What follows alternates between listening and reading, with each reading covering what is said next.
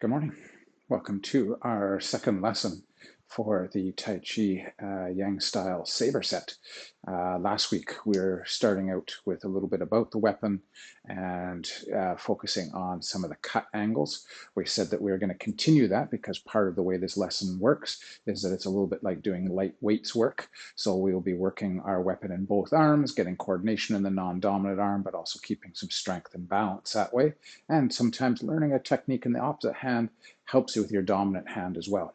So this week, what are we going to look at? We're going to keep going with foundations. And we're going to look at chops and deflections and thrusts. Hopefully we can get that all packed in today. Okay, we'll settle the feet in the ground and let's get things warmed up a little bit. Just let the head rise and fall. And from side to side.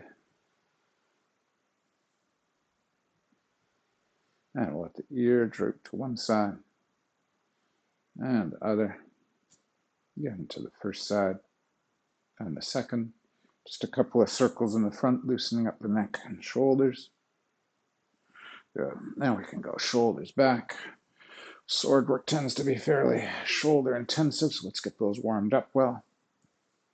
And then the other way. And then we're going to go around with the arms one direction and the other. Good. Let those arms go nice and loose, just kind of wrap around the body a bit. And we'll continue with a bit of stretching and warming on the shoulders. So we'll cradle one arm across. And we'll do the same on the other side. And we're going to go over the head and pull. And same on the other side. And then behind the back and pull. Same on the other arm. And we'll warm up the hips a little bit, let them roll one way. And around the other. One more time, the first way. And the second. Yeah, we'll shake it out. Wrists are also one of those things that are going to get used a lot. So we'll just make some circles around in one direction. And in the other. And then we can push in on the wrist on one side and on the other. And we can pull back and stretch. And on the other. And we can shake it out a little bit. Okay, let's pick up our weapon. Like we were saying last week, we want to know how to hold it in the non-dominant arm, because this is the way we're going to carry it around. And quite frequently in the set, or a few places in the set, we're going to come back to this position. So you're kind of cradling the spine of the sword in your elbow crease, and then you want to be able to kind of just rest that in here. So we're going to start out with just moving the sword in the non-dominant arm. We're going to see this show up a few times, right? At the beginning of the set, the end of the set, and in the middle too, we'll be working where we're going to be pivoting that sword around a little. So just to warm up, let's get both arms going. So out, in, and down. So we've got this nice circuit running with the sword. 4, 5.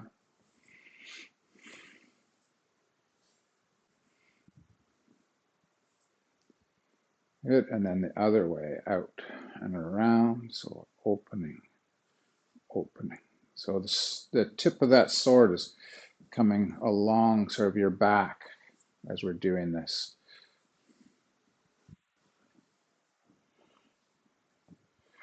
Okay, so let's start out today in terms of how do we transfer from this grip with the hand, with the sword in the forearm and beside the body. How do we transfer to picking up the sword? So one of the things we're going to want to do is we're going to kind of want to sandwich a little bit between the hands. so that we can release with the one hand, pick up with the other, and we're still kind of in a position where we're resting. And this is also going to occur in the set. And this is one of the sort of flavors of saber, is that unlike the double-edged sword, we can't touch the sword very much. Here with the saber, there's going to be lots of places we're going to be kind of pushing and pressing against with the forearm. So what we want to be able to do is when we change hands, we want to still keep the sword kind of resting there. And then we're going to turn so we're going to kind of pivot in with the elbow, pivoting here, so that we can then push against the sword. So we want to be able to make a nice fluid exchange that way, where we kind of pick it up, we're draping it, and we're coming under so we can brace against it or push against it with the palm. One more time. So to put it into the arm, we're going to fold it in, and again, we'll kind of sandwich the hands and release. To pick it up, we'll sandwich the hands and release, and we want to be able to kind of push or move or press with that arm. Okay, so we've got the sword in our dominant hand. We're talking about the sort of 8 directions of our cuts last week and how we're going to do them in both arms. We were talking about how cuts are not percussive, they are cuts. They are drawn and pulled. So an interesting way to think about it is to think almost like you're trying to draw lines with your weapon as opposed to bashing with the weapon. We're going to get to chops today where we're kind of hitting and returning, but anytime you're cutting, it's a draw. And we also really emphasized last week that we want to watch our angle of our wrist so that our edge angle and our cut angle are meshing. Otherwise, we get deflected and rolled. We can damage the weapon in terms of hitting and bending the weapon if we're not, because those swords are not as strong on the sides as they are on the edge and on the spine. So we want to really align that edge, and we want to make our cuts come, like all Tai Chi, like all good martial arts, from our core out to the arms. The problem is we put a weapon in here, we want to control it from our wrists and fingers. Wrists and fingers have a huge amount of control in the weapon, but they are not the generators of force. Okay, so let's start with downwards diagonal. And we're talking about how we have to think about recovery. We cut, we recover, we change, we come on our diagonal and we cut down. And we want to recover by rolling over the wrist and coming back up to your shoulder. So we're going shoulder to hip, recover at the hip, up to the shoulder, shoulder to hip, recover at the hip, bring it up to the shoulder. Let's give 10 of those. So we got 1, 2, 3, 4, 5, 6, 7, 8, 9, and 10. Good. And in our openings every class, we're going to switch to the non-dominant arm and we're going to work the same drills. So we're going to go up to the shoulder, shoulder to hip, recover, up to the shoulder, shoulder to hip, recover and return. We don't want the weapon taking us for a ride. We don't want to stop without getting a nice full follow through on our cut, but we want to cut and recover. 1, 2, 3, 4, 5, 6, 7, 8, 9, 10. Good. So now let's go back to our dominant arm and that same diagonal pattern. Now we want to go from the hip up to the shoulder. So we went shoulder to hip. Now we go hip to shoulder. And again, we have to think about recovering that. Striking, keeping the momentum, and going from hip to shoulder. So we go hip to shoulder on the diagonal. We're getting that edge angle meshed with our cut angle. As we come around, we need to recover and settle and use our legs. We want to have our legs in the ground. We want our core to be twisting from side to side. Okay, rising diagonal cuts. 1, 2, 3, 4, 5, 6, 7, 8, 9, and 10. Good. Let's now change that to the non-dominant arm. Same thing from hip to shoulder. Settle, recover, keep the momentum. Drive up from underneath, diagonal with that cut. Settle, hip to shoulder. 1, 2, 3, 4, 5, 6, 7, 8, 9, and 10. Good. Okay, so the next major direction is going to be on our horizontal plane. And the horizontal plane we were talking about last week, we can think about changing heights. We can be up at that throat and neck height. We can be through the abdominal. We can come across a little lower. So now we've got a sense of extension. So we're not just flicking. Again, we've got to press. Anytime you're cutting, you have to think about pressing that edge against and drawing that edge against something. So now with our horizontals, we have 2 turnovers. So our recovery here, we're going to open up. And then what we need to do is we need to roll over the wrist. So we change the angle of the blade. Then we're going to close in. And then we're going to roll over and change so the edge faces out.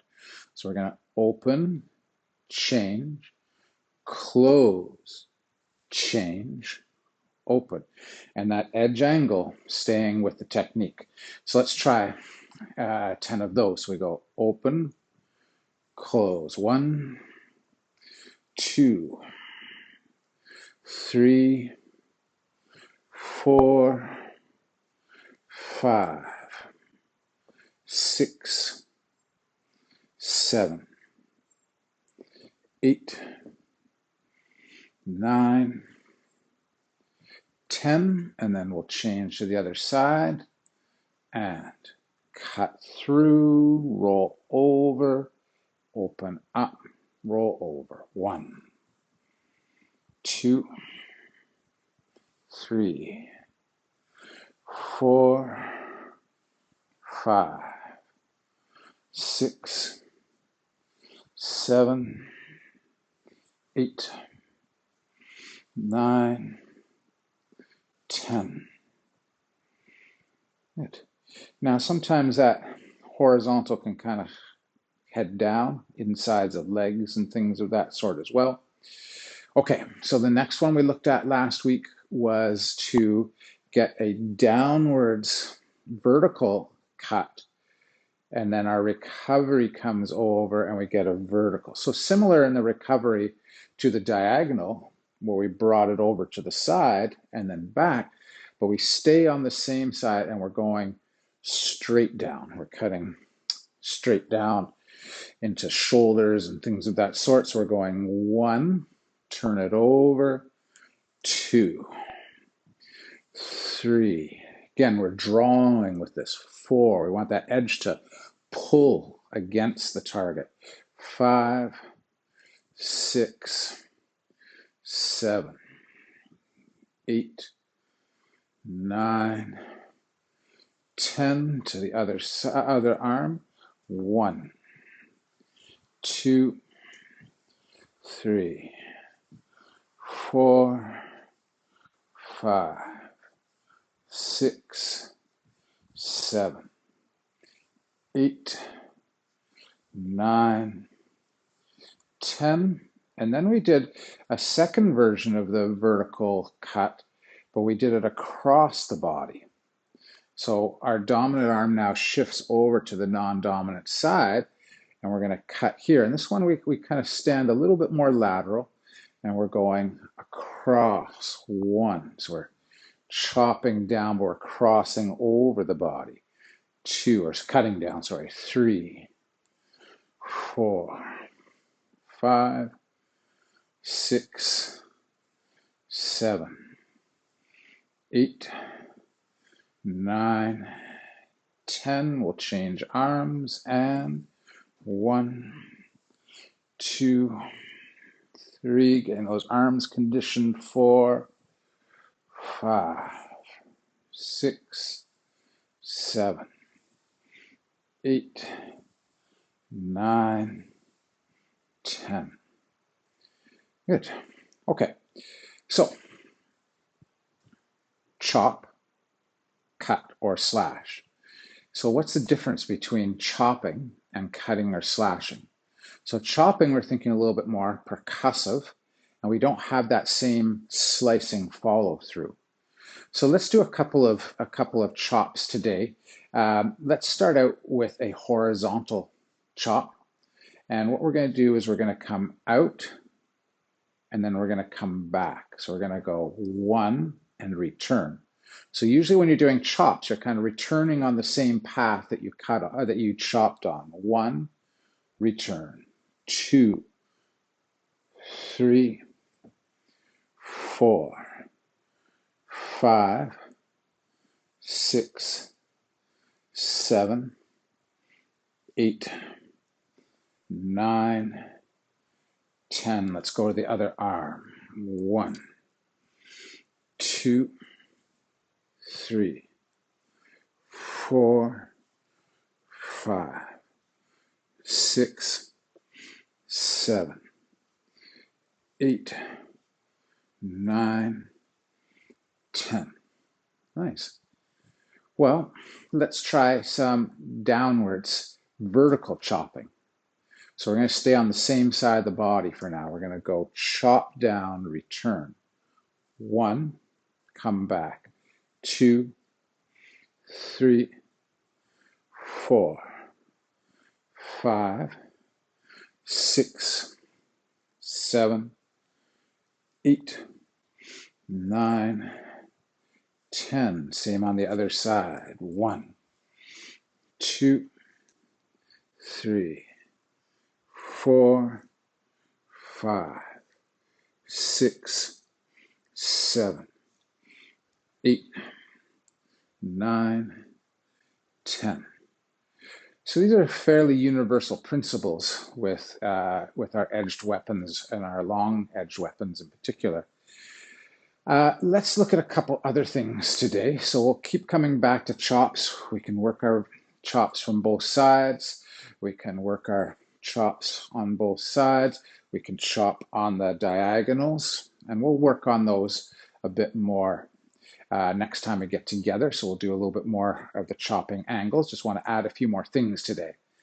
So one of the other things we have to think about is not just cutting and chopping the other person, but the other person cutting and chopping against us, which means we should probably have some ways of deflecting and parrying and moving somebody else's attacks away from us. So I'm going to introduce a concept that's going to get used a lot in the set of a vertical kind of slapping technique with the sword. So we're going to think about taking our sword from being upright here, and we're going to let it kind of drop and slap to the side. So we're going to come around. Now in the set, we do some use that deflection as a bit of a build-up. So we're going to end up coming around and circulating around. So not only are we going to slap with this blade, we're going to kind of circle with it.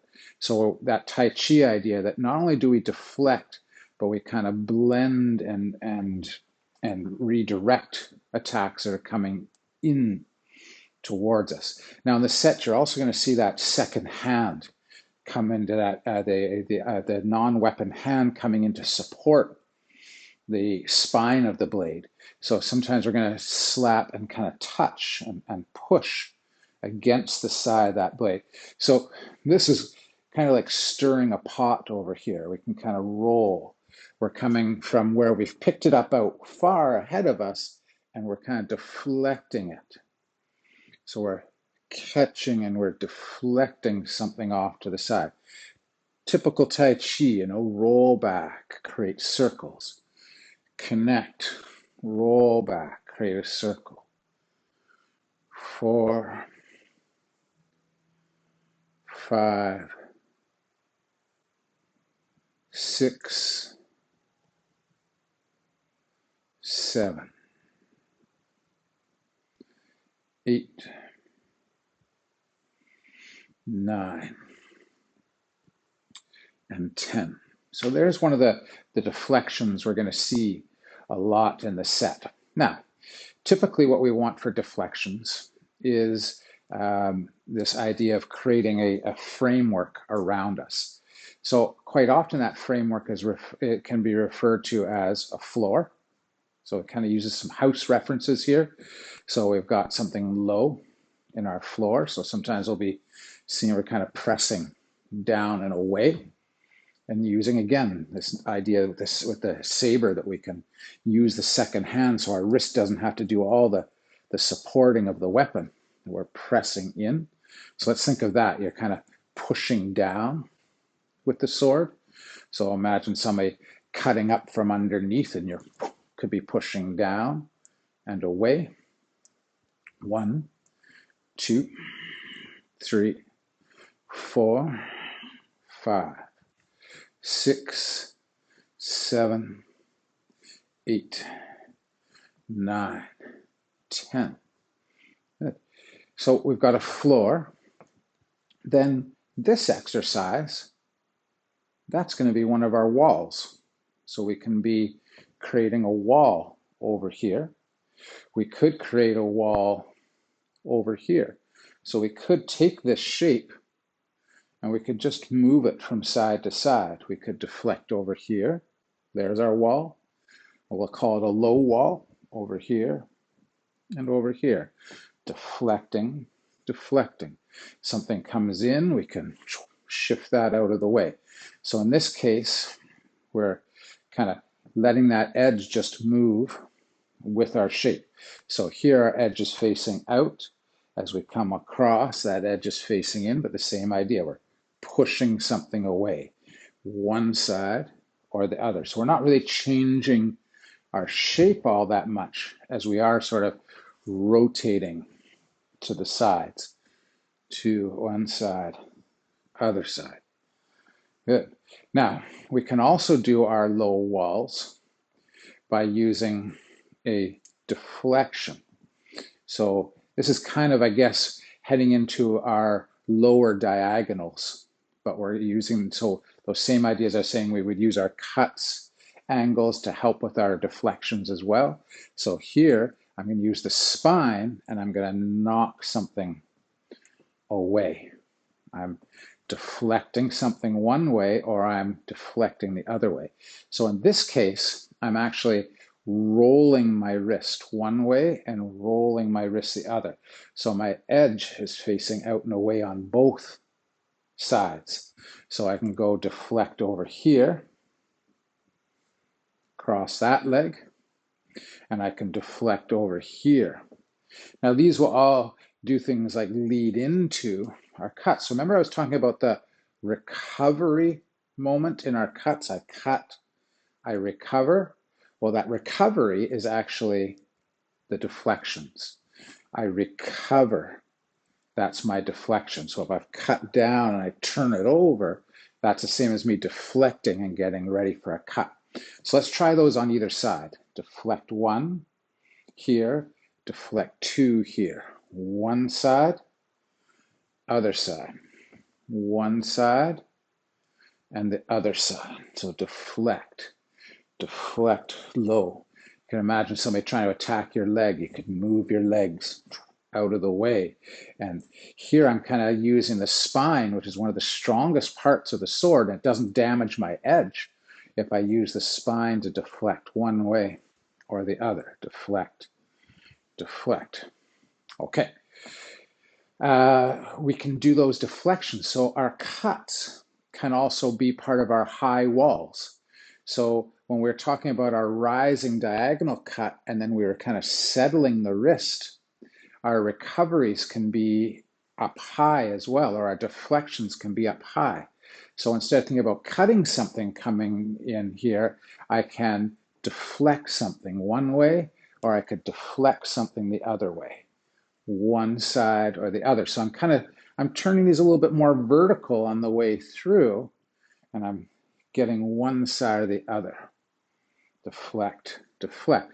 So here's a bit more of those walls, one side, other side. Now I could take any of these low walls and just pick them up, right? High wall, high wall, high wall, high wall. But we can also deflect by cutting and rising. One, two, deflect something. Imagine something's coming towards you. You know, you're facing that spear fighter. They're going to put that towards your throat and you knock it out of the way. Oh, they pull back like the spear fighter would, and they drive in again. It's like, boom, I take it off to the other side. One side, other side, one side, other side. Okay, as time disappears here, so we've got a floor, we've got some walls, high and low. So settling and rising kind of changes the heights of those walls. We've got these smooth kind of diagonal style deflections that connect to our diagonal cuts to a certain degree. And now we have to create the roof. So the roof is going to be one side or the other side. And you can kind of see I'm looking out of the attic window here.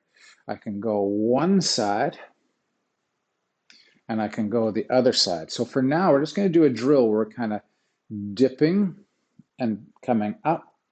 We're dipping the handle or coming out, because we want all these to come from our ready position, right? Deflecting, deflecting, or creating a roof. One, creating a roof. Two, one, two, one, two. So we create that roof. Now, again, because of the nature of the sword, because it doesn't have an edge, we can brace that roof potentially, or brace that roof, or brace that roof. We can come over here. We can sometimes brace that roof with our own shoulder or forearm. So we've got one side and the other, one side and the other. Now, let's finish off today by blending one of these roofs with a chop. And this is something we're going to see in the set. So we'll start to build it into our muscle memory. So we're going to go roof. We're going to let that sword drape over our shoulder, and we're going to go for a vertical chop. Boom. So that's going to be our drill. We're going to go roof, drape, chop. 1, 2, 3, 4, 5. And you're saying, well, why do you keep reaching that out? Well, one thing is to help with the brace, but the other is because I'm thinking about, as I deflect, I might want to be able to seize either the shaft of a long weapon or the wrist and forearm of another person's sword wielding arm. 5, 6, 7, 8, 9, 10. Okay, we're going to have to conclude for today, but let's do a quick review. We had our cuts, downwards diagonal cuts. We had our rising diagonal cuts from last week and this week. We had our horizontal cuts. We had our vertical on the weapon side. We had our vertical across the non-weapon side. Good. We then talked about chops, how they hit and return. And we did downwards and from the outside today. We'll do some more next week. Down and out. So we're chopping, we're chopping. Then we talked about the deflections. We've got our floor. We've got variations of our wall. We had this kind of stirring of the pot kind of idea. These walls up high, down low. We had the cutting across kind of diagonal low deflections. We had the rising deflections. We had the roof on one side and the roof on the other, and then we went for roof to chop. Nice, so we're picking up lots of stuff. Okay, thanks for training today. We'll see you next week. We'll keep reviewing some more of the foundations, and we'll keep getting more and more specific to working on techniques that come out of the Yang style set so we can start to integrate them and start working on the set. All right, thanks for training today. If you've got any questions, stick around. Let's talk about those or text or email me. I'm happy to bring information into the next class for you. Thanks for training today.